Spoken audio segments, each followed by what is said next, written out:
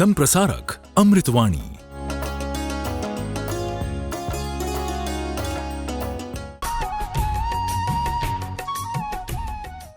पन्नगे च सुरेन्द्रे च कौशिके पाद संस्पृशि निर्विशेष मनस्काय श्री वीरस्वामिने नमः। आर्हत वाङ्मय में कहा गया है, एवं ससंकप्प विकप्पनाशो संजायई समय मुवट्ठियस्य अत्थे असंकप्पयतो तओसे पहीयये काम गुणेषु तन्हा आश्रय। हमारे पास प्रवृत्ति के 3 साधन हैं, शरीर, वाणी और मन। जैन दर्शन की भाषा में 3 योग, काय योग, वाग योग, मनोयोग। हम शरीर से काय योग के रूप में प्रवृत्ति करते हैं, वाणी से वचन योग के रूप में और मन से मनोयोग के रूप में। ये 3 हमारे साधन जिनके द्वारा हम जीवन में प्रवृत्ति करते रहते हैं। शरीर से चलना फिरना, खाना आदि आदि, धोना, कपड़े धोना, शरीर का स्नान करना आदि आदि कार्य होते हैं। वाणी से प्रवचन, भाषण, बातचीत, यह बोलने की प्रवृत्ति होती है। और मन के द्वारा चिंतन विचारणा होती है, स्मृति होती है, कल्पना हो जाती है। तो आदमी सोचता है। यह सोचना हर प्राणी के पास नहीं होता। सारे प्राणी सोच नहीं सकते। अमनस्क प्राणी हैं, विकलेंद्रिय प्राणी हैं, उनके पास मन की संज्ञा, मन की शक्ति नहीं होती। जो पंचेंद्रिय 5 इंद्रियों वाले प्राणी होते हैं, जैसे हम मनुष्य हैं, पशु हैं, देव हैं, नारक हैं, पंचेंद्रिय प्राणी वे भी संगी समनस्क होते हैं। वे चिंतन विचार सोच कर सकते हैं। तो आदमी भी सोचता है, परंतु एक महत्वपूर्ण विषय बनता है, कैसे सोचे। परम पूज्य आचार्य महाप्रज्ञ जी की पुस्तक कैसे सोचे, कि सोचने की शक्ति तो हमें प्राप्त है, इस शक्ति का उपयोग कैसे करें। एक सोच के द्वारा भारी पाप कर्मों का बंध हो सकता है, और दूसरी अच्छी सोच के द्वारा पाप कर्मों की निर्जरा हो सकती है। तो सोच में कितना अंतर होता है। सोच चिंतन हमारा प्रशस्त रहे, अच्छा रहे, प्रशस्त चिंतन होता है तो आदमी का चित्त प्रसन्न रह सकता है। प्रसन्न रहने का एक उपाय है, प्रशस्त चिंतन करें। चिंतन अप्रशस्त होगा तो चित्त भी संभवतः अप्रसन्न हो सकता है। तो कैसे सोचें, चिंतन कैसे प्रशस्त हो। एक ही विषय है, एक आदमी उसे किसी रूप में ग्रहण करता है और दूसरा आदमी उसे और किसी रूप में ग्रहण कर सकता है। गिलास में पानी है, पूरा भरा हुआ नहीं है, आधा गिलास भरा हुआ है। अब एक देखता है कि आधा गिलास खाली है, आधा गिलास खाली है। दूसरा देखता है आधा गिलास भरा हुआ है, आधा गिलास भरा हुआ। एक भरे हुए को देख रहा है, एक खालीपन को देख। यथार्थ यही है, आधा भरा हुआ है, आधा खाली है। एक आदमी सोचता है कि अरे इधर भी रात, आगे फिर रात, दिन तो बीच में एक ही है। इधर भी रात, उधर भी रात, दिन तो बीच में एक ही है। दो रात दिन एक बीच में कैसे जीवन चलेगा? दूसरा सोचता है कि नहीं, इधर भी दिन उधर भी दिन, बीच में एक ही रात है बस। और यथार्थ रियल थिंकिंग भी एक दिन एक रात, एक दिन एक रात, यह सृष्टि का यहाँ का क्रम चल रहा है।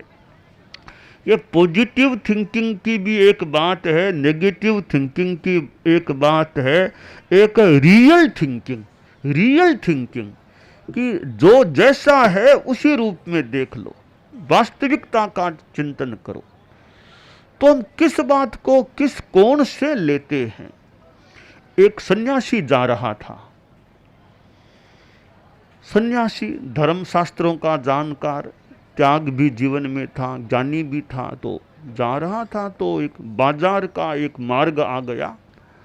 तो वहाँ देखा एक हाथ गाड़ी में एक भिखमंगा बैठा था। कोई कर्मचारी उस गाड़ी को चला रहा था, भिखमंगा बैठा था और उस भिखमंगे के हाथ भी कटे हुए थे और पाँव भी कटे हुए थे। ऐसा शरीर था, इतना हाथ नहीं पाँव नहीं। एक कटोरा उसके पास रखा हुआ था, तो बाजार में जो लोग आते जाते उसको देखते रहे, बेचारा हाथ नहीं पाँव, दया से कुछ पैसे कुछ रुपये उस कटोरे में डालते जाते थे। तो वह सन्यासी जब रास्ते में जा रहा था और उस भिखमंगे को देखा, तो सन्यासी ने पाया कि भिखमंगा ये लड़का है बड़ा शांति में, चेहरा बड़ा इसका प्रसन्न है, सौम्य है, शांत है, कोई दुख की कहीं कोई लकीर भी चेहरे पर नहीं दिखाई दे रही है। अच्छी बात है, इतनी शरीर की स्थिति है फिर भी प्रसन्न है। तो सन्यासी ने पूछा कि अरे तुम्हारे हाथ नहीं पाँव नहीं, फिर भी तुम्हारे चेहरे पर कोई शोक दुख निराशा ऐसा कुछ नहीं दिखता, तुम शांत प्रसन्न दिख रहे हो, इसका क्या कारण है? अब थिंकिंग की बात है। तो वह भिखमंगा जो लड़का था वह बोला, बाबा जी आप लोगों से सुना है, कुछ जाना भी है, कुछ पढ़ा भी है कि देखिए बाबा जी मैं दुखी तो क्यों बनूं?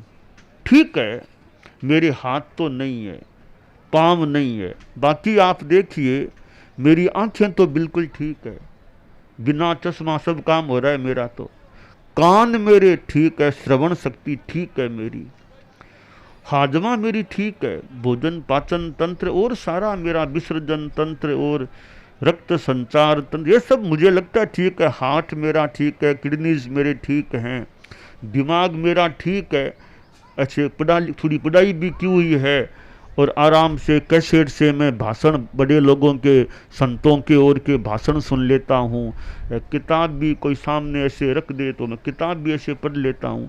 तो मेरा समय पढ़ने में लगता है, अच्छी बातें सुनने में, और दिमाग अच्छा, चिंतन ठीक, मेरा चिंतन मनन सब ठीक है, हाथ नहीं पाँव नहीं, इतनी सी मान लो कमी है, पर योग की बात है, मुझे सेवा करने वाले लोग भी मिल जाते हैं, मेरी सेवा भी कर देते हैं, कई लोग पैसे भी देते, मेरा काम ठीक चल रहा है, कोई दिक्कत की बात नहीं। अब थोड़ी सी ये कमी है तो मैं सोचता हूँ पिछले जन्मों में कोई मैंने पाप किया होगा, कोई ऐसा गलत काम किया होगा कि मेरे हाथ पांव नहीं रहे, तो कोई बात नहीं, वो जो पाप किए होंगे उनका भुगतान हो रहा है, मेरा तो कर्जा कम हो रहा है बाबा, कर्जा मेरा चुकता हो रहा है।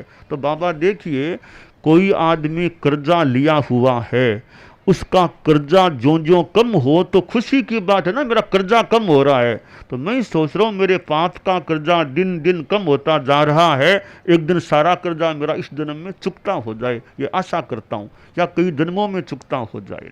तो मैं दुखी क्यों बनूं? और बहुत कुछ मुझे मिल गया, बहुत कुछ मिल गया मुझे। तो कितने लोग हैं दुनिया में जिनके पास आंखें नहीं है, देख नहीं सकते हैं, कितने लोग होंगे जो बहरे सुन नहीं पाते हैं, कितने लोग होंगे लोथ पोथ पड़े हैं, न उनकी पूरी किडनी काम करती है, लिवर काम, तो मेरी ये सब तंत्र ठीक लग रहे हैं मुझे, तो मैं तो कितने लोगों से ठीक हूँ, कितने लोगों से बड़ा स्वस्थ हूँ, ठीक हूँ, तो मैं दुखी क्यों बनूं? थोड़ी बहुत कमी है तो पुराने कर्मों का हिसाब चुकता हो रहा है, तो मैं तो दुख नहीं करता, शांति में रहता हूँ।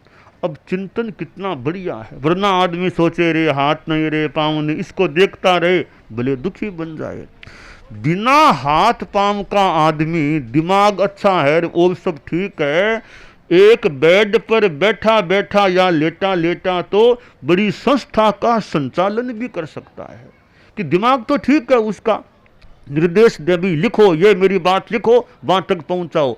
तो लेटा लेटा आदमी दिमाग ठीक हो और पुण्य का योग ठीक हो तो देश का, संस्था का, यानी प्रांत का संचालन तक वो कर सकता है, क्योंकि दिमाग ठीक है। तो जीवन में अनुकूलताएं प्रतिकूलताएं आ सकती हैं, पर समता भाव, शांति का भाव रहे, बस कोई बात नहीं। जीवन है, स्थिति आ गई, स्थिति कभी निकल सकती है, अपने दुख नहीं करना। देखिए, जो धर्म शास्त्रों में समता की बात है, बहुत अनुकूलता आए तो ज़्यादा खुशी भी नहीं मनाना चाहिए, प्रतिकूलता आ जाए तो दुखी नहीं बनना चाहिए।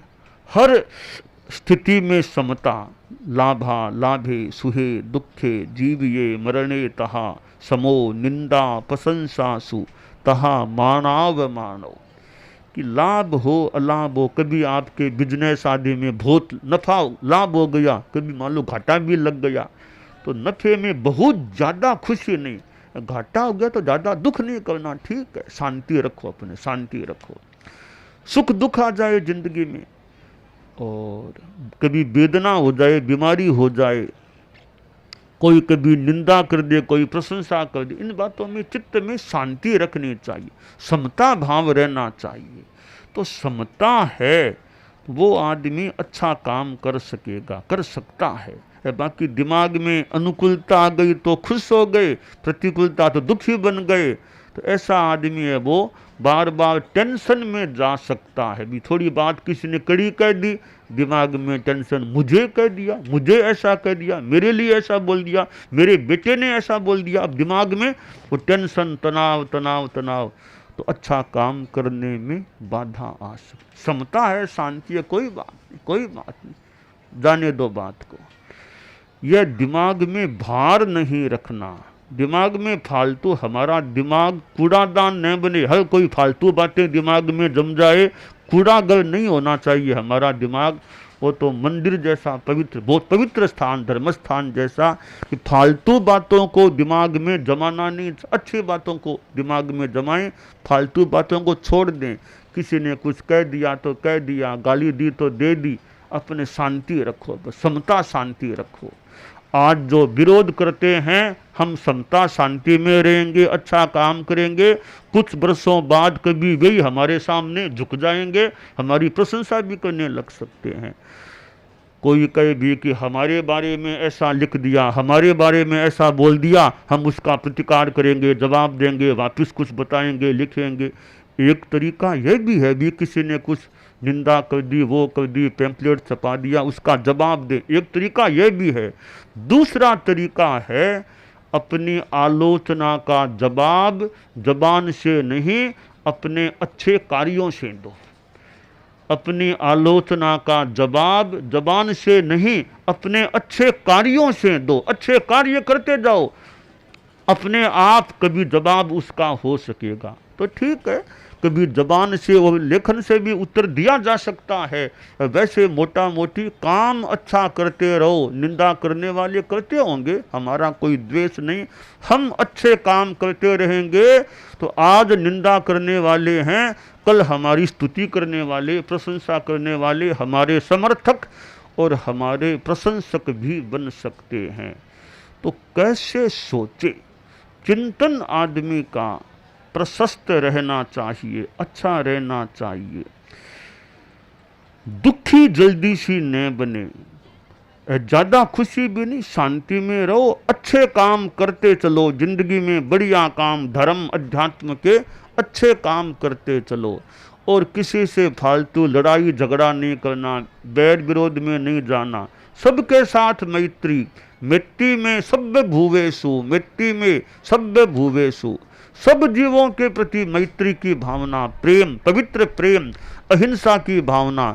सब हम जीव एक सृष्टि में रहने वाले हैं, तो वसुधैव कुटुंबकम, पूरी वसुधा हमारा परिवार है। कोई बात, सब हम एक ही हैं, एक अपेक्षा से एक, यानी हमें लड़ाई झगड़ा किसी से नहीं करना, राड आदि बाढ़ फालतू लड़ाई झगड़े में नहीं जाना। अच्छा काम करो, सबसे मैत्री रखो, सद्भावना रखो। हम सद्भावना की बात बताते हैं भाई, जाति संप्रदाय पंथ अलग अलग हो सकते हैं, पर सबके साथ अच्छा व्यवहार, सद्भावना, मैत्री भावना रखो। ये जाति संप्रदाय, ये अलग राजनीतिक दल, ये हमारे कलह के, लड़ाई झगड़े के, हिंसा के कारण न बने। हम अहिंसा की भावना रखें और मैत्री भावना रखें। तो ये सद्भावना, नैतिकता, नशा मुक्ति की बातें हम बता रहे हैं कि आदमी अच्छे आचरण करे और हम समता भाव रखें। प्रतिकूलता की स्थिति तो भी, अरे कल कुछ होगा तो आज तो शांति से जी लो, कल की चिंता में आज के दिन को क्यों खराब करें। कल का दिन किसने देखा है, आज का दिन खोएं क्यों। जिन घड़ियों में हंस सकते हैं उन घड़ियों में रोएं क्यों। अभी तो आज तो शांति से जिए।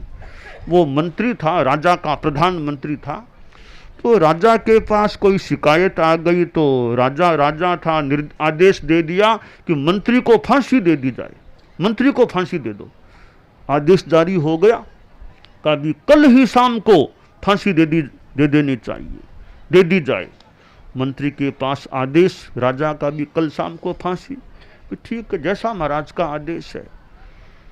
तो मंत्री के पास आदेश आ गया, फिर भी चेहरे पर कोई खास कोई असर नहीं हुआ। दिन बीता, अगले दिन का सवेरा हो गया, तो राजा ने एक गुप्तचर को भेजा कि तुम किसी रूप में जाओ, देखो मंत्री की मनस्थिति क्या है, क्या मंत्री क्या कर रहा है। तो वो आदमी एक मंत्री के मित्र के रूप में गया और बोला, मंत्री जी, देखा मंत्री जी तो एक धार्मिक किताब पढ़ रहे थे, धार्मिक किताब, बड़े शांति में बैठे थे, अच्छी तरह किताबें, धर्म की किताबें पढ़ रहे थे। तो मित्र बोला, बड़ी दुख की बात है, आपको तो फांसी का आदेश है, आज शाम को मैंने सुना 6 बजे वो टाइम तय हो गया है फांसी का। तो मंत्री ने कहा, मेरे पास बात तो आ गई है कि 6 बजे फांसी होने वाली है, अभी कितने बजे, अभी तो 10 बजे हैं। तो अगर आज ही फांसी है 6 बजे, तो आप यूँ एकदम आराम से बैठे हो, तो कुछ हुआ नहीं, मन में कुछ आया नहीं? कि मन में क्या आना है बेटा, कोई बात नहीं है, तुम मेरे से बहुत छोटे हो, मन में क्या आना है, फांसी कितने बजे है? कि 6 बजे है। अरे मरना तो 6 बजे, अभी क्यों मरूं मैं, बाद में मरना है, अभी क्यों मर जाऊं, तो मरना तो 6 बजे बाद, अभी क्यों मरूं, अभी तो आराम से शास्त्रों का अध्ययन करूं, स्वाध्याय करूं। वो आदमी गया राजा के पास, बाद मंत्री जो बहुत शांति में बैठे हैं, कोई उनके चेहरे पर कोई असर नहीं, मौत की कोई भय की बात नहीं, वो तो एकदम शांत बैठे अपना स्वाध्याय कर रहे हैं। राजा का मन बदला, राजा ने कहा, उस आदेश को निरस्त कर रहा हूं मैं कि जो आदमी जीना जानता है उसको मारने का अधिकार मुझे नहीं है। जो आदमी जीना जानता है, एकदम शांति समता में है, कोई भय नहीं उसको मौत का, ऐसा जो जीवन जीना जानता है उसको मारने का अधिकार मुझे भी नहीं मिलना चाहिए। तो मेरा आदेश निरस्त किया जा रहा है। तो हम सोच हमारी अच्छी रखें, शुभ चिंतन रखें, ताकि पाप कर्मों की निर्जरा हो, न कि पाप कर्मों का बंध हो। यह समता, शांति, प्रशस्त चिंतन, रियल थिंकिंग, पॉजिटिव थिंकिंग की बात भी है, एक रियल थिंकिंग, जो जैसा वैसा सोचो वैसा ही जानो, तो हम अच्छे चिंतन के द्वारा जीवन में आगे बढ़ सकते हैं। दानान सेठम अभय पयाणम सच्चेषु या अणवज्जं वयन्ति तवेषु या उत्तम बंभचेरम लोगुत्तमे समणेनाय पुत्ते। संप्रसारक अमृतवाणी।